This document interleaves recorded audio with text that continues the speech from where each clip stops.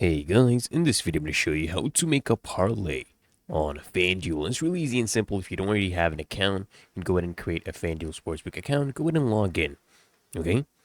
And of course you need to deposit funds into your account before you start to wager. Now, you need to first decide what outcomes you want to include in your parlay, okay?